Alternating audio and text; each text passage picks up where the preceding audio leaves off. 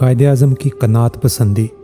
1920 میں قائد اعظم محمد علی جناح کی شادی ہوئی تو انہوں نے اپنے غسل خانہ کی تعمیر میں اس وقت کے 50,000 روپے خرچ کیے، مگر جب قائد اعظم گورنر جنرل کے عہدے پر فائز ہوئے تو قائد اعظم نے 1.5 روپے کا موزہ لینے سے انکار کر دیا اور کہا کہ غریب مسلمان ملک کے گورنر کو اتنی مہنگی چیز نہیں پہننی چاہیے۔ ایک دفعہ برطانیہ کے سفیر نے آپ سے کہا کہ برطانیہ کے بادشاہ کا بھائی آ رہا ہے، آپ انہیں ایئرپورٹ لینے جائیں۔